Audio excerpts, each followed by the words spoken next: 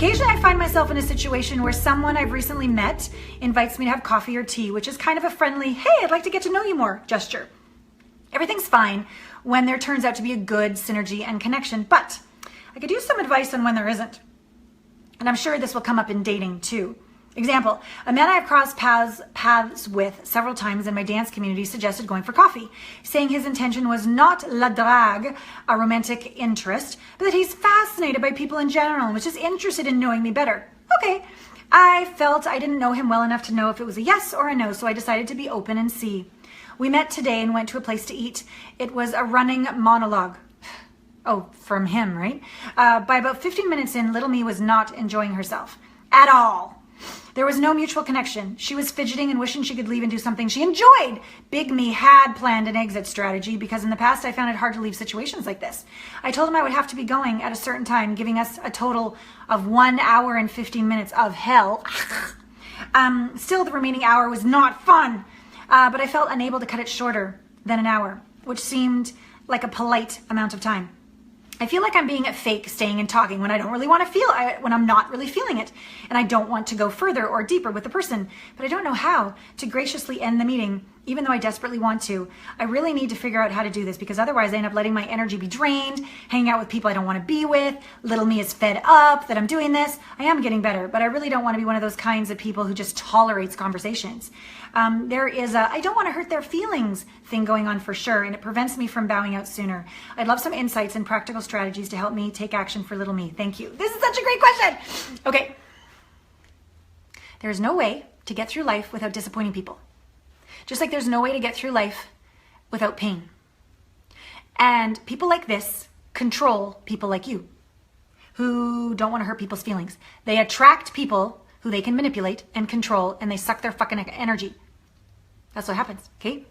I was one of these people, for sure. Oh my God, I even married them. I mean, like, okay, this was an issue. I was so afraid of rejection. I was so sourcing my worth from their agreement or approval. I was so unable to sit in the fire of somebody's nastiness that I would do whatever it took to pretzel myself so they would like me and be nice, which all the way back is to Daddy. Daddy, are you drunk? Are you stoned? What do I need to do so that you're nice to me? Like that was little Allana, okay? That was that. And so as I got older, like I literally now can say, well, first, okay, even rewind before that. I literally won't even go out for a coffee unless I first talk to them on the phone. This sounds like someone you already know. So you've talked to them. So in that moment of talking to them, and I won't even let that go more than like 10, 15 minutes, okay? And I will check in and I will say, oh, just excuse me a second. I need to go to the bathroom if it's live. Or, oh, just excuse me 1 second. I got another call. I'll be right back. And I just sit and I talk to little me and I go, so how we feeling? Contribution? Detriment? And she's like, detriment! And I'm like, okay, you're right. Okay. And then I check the energy, like truth, what's the energy of going out for a coffee with this guy? You're like going out to not a romantic interest, but I'm just fascinated by people in general. Like that just right there made my skin crawl when you said it. Like, and if you were willing to tell the truth, I bet you it made your skin crawl too. But you said, I feel I didn't know him well enough to know if it was a yes or a no. Your brain didn't, but your being did, and your little you sure as shit did. I challenge you. If you really took a moment and go, hey, just a second, I'll get back to you in a minute. I'm just going to go to the bathroom. And you sat on the toilet and you're like, okay, what is the energy of going out for a coffee with this guy? Your whole body would go, ah! You'd feel his sliminess, his using you, his, hey, I don't want any romantic interest. I'm willing to put up nothing, but I want everything. You'd feel that energy. And you could come back and you could simply say, you know what? Thank you for the offer. It's not going to work for me. I wish you a really great day. And he'd be like, bleh, but he's already bleh to start with. And if you didn't care that with your graciousness and honesty, what the result was, you would have power to be able to say thank you, but no thank you. Okay. So that's like in the beginning.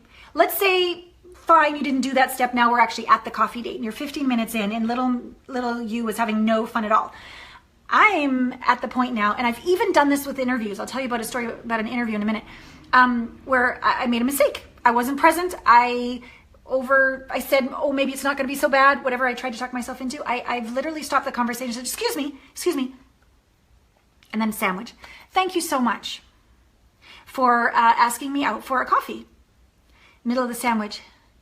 I'm not feeling, this is a contribution. I'm not feeling the special click of friendship. I'm not feeling what I require to continue this conversation. Thank you. End of the sandwich. Thank you for asking me out. I wish you a beautiful day. I'm going to go now. And go.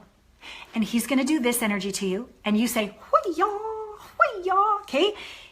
Most people will not stand up to him. And that's how he controls people. Women do this too. It's not just a man thing, okay? Like women do this too. And it's your job to be willing to burn in the face of truth, burn in the face of rejection, burn. And you know you were a queen. You know you were gracious. You know you put it in a sandwich. You know, but you took care of yourself, okay? It could be on a date where they go in for the kiss and the touch a little too soon. And you kind of go along with it because you don't want to say don't do that. But really, it feels too soon. Same thing. Take their hand, give them their hand back. Hey, I'm so glad that you are sexually attracted to me. For me, what works for me is to not have more sexual touch until I get to know you better. If that doesn't work for you, that's totally cool. I bless you and release you. And if you'd be willing to just slow down the pace a bit, it would really make me feel safe and honored. And then they might go, well, aren't you a slut who is a tease? Blah. And you're like, thank you, bye-bye, and you leave. Or if they're like, oh, I'm sorry, you're right. I'm sorry, yes, my pleasure. And then they become a knight, a king in front of you, and you're like, okay. So we have to manage people's energy. One time, I was doing an interview. I do telesummits all the time, right? So it was time. She was 15 minutes late. I have another client. I don't have time to wait, okay? So she arrives 15 minutes late on the Zoom or whatever it was, and she's like, okay, let's get going. Let's get there. And I was like, whoa. She's like, what? And I go, forgive me if I'm wrong, sandwich. Forgive me if I'm wrong, but I thought the interview started at 2, not 2:15. Oh yeah, I was just busy. I just got distracted. Okay, let's get started. I'm like, no, I'm sorry, that doesn't work for me. The foundation of this interview is everything. Integrity, honor, respect, and what do you want me to apologize? I'd like you to acknowledge that you were late and that I have clients after, and that you're asking me to give you my time for free and you're not even willing to clean it up.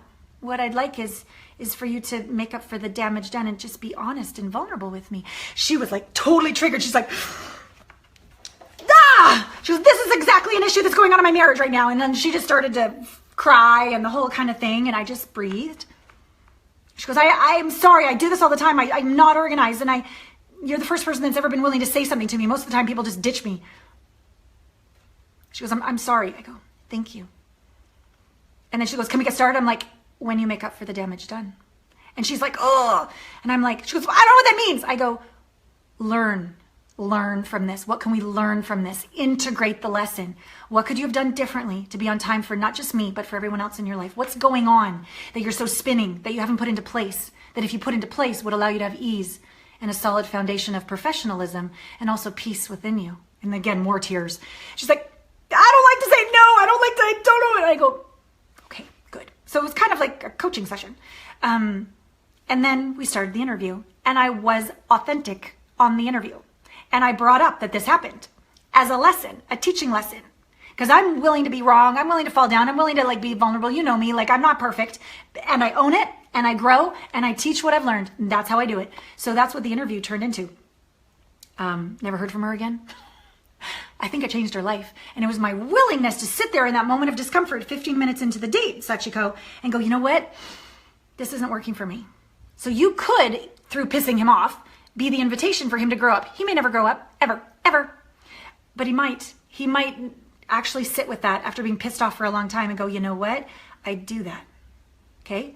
Maybe. And if not, doesn't matter. You honored you and you learned to sit in the fire and not have to prostitute your energy. Be energetically raped. That's what it is. It's gross. You don't have to put up with that. And it'll be good to get over that some people don't like you, and that's okay.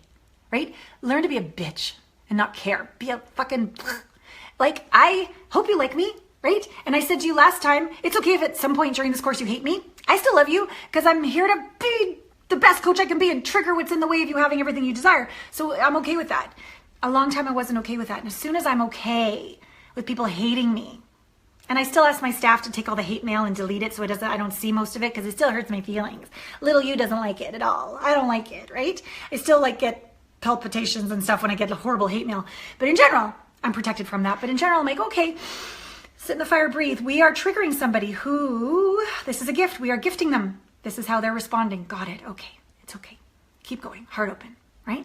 So that is your lesson, Sachiko. That is your lesson. And I look forward to you not even having to get to the coffee date and go way back to the beginning and check in and be willing to graciously bow out before you even get there in the first place. Like when I get to know people, I get on the phone first before I meet them, and I check in with the energy, and if it's a contribution, I go for the coffee. And then when I'm at the coffee, if it's a contribution, I keep it short, and I tell them it would make me really happy to see you again. Allure, no pressure, just put it out there, right?